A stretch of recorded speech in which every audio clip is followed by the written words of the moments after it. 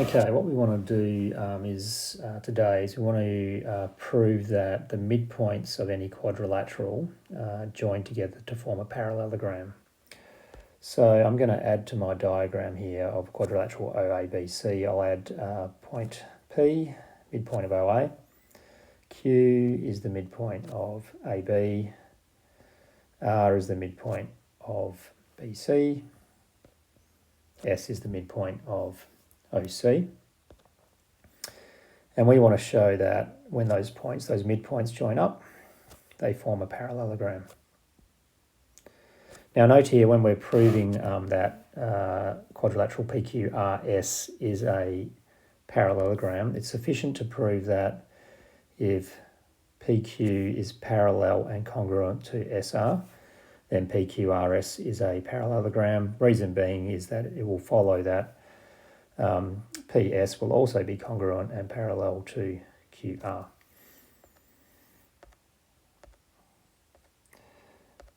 Okay, so what we're required to prove, essentially, is that PQ, let's call it vector PQ, is equal to vector SR. If we can show that those two vectors are equal, it will mean that PQRS is a parallelogram. Now I'm going to start here by just defining some vectors. I'm going to say vector OA here. I'll call that vector A. Vector OB,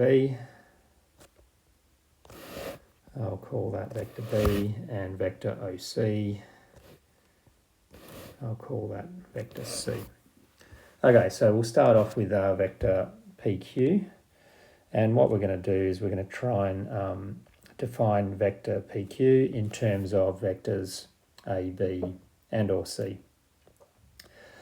So vector PQ, which is this one here, vector PQ will be equal to vector PA plus vector AQ.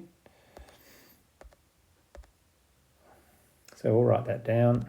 We've got vector PQ is equal to vector PA plus vector AQ. We'll now introduce vectors A and B. So vector PQ, well, PA will just be a half of vector A. And vector AQ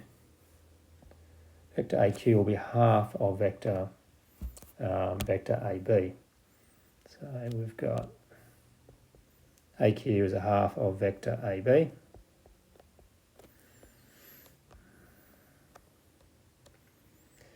And then vector AB itself will be half of AO plus vector B here. So in other words, we've got vector PQ is equal to a half of vector A plus a half of vector B take away vector A.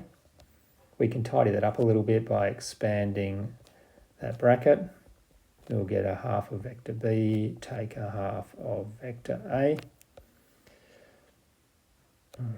Try that again.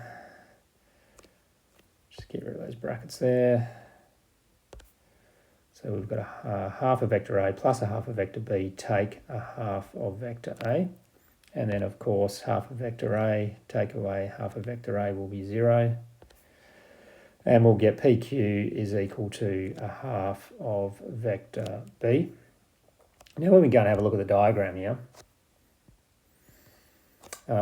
we can see that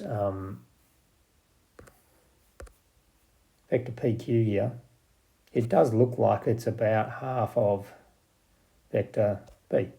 Okay, so it looks about right. So we're pretty happy with that at this stage. Okay, so we've defined vector PQ as half of vector B. Let's go and do vector SR. So we'll go sort that one out now. We've got vector SR. And we can see that vector SR is going to be equal to vector SC plus vector CR. So there it is, vector SC plus vector CR. So introducing vectors B and C then. We've got SC, well SC is an easy one, that's just going to be a half of vector C.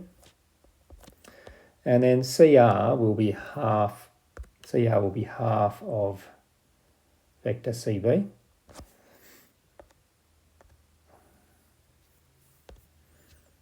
CR half of vector CB.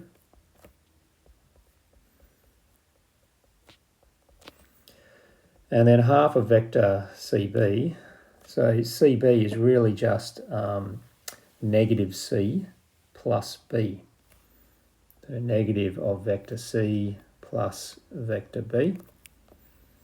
We can then expand that bracket out to get half of vector C plus, let's make that a subtract. Subtract a half of vector C plus a half of vector B. Of course, those first two terms will cancel. And as expected, we're left with SR being equal to a half of vector B.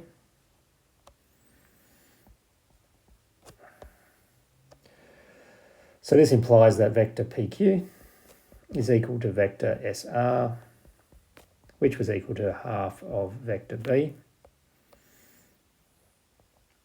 And therefore PQRS is a parallelogram as required.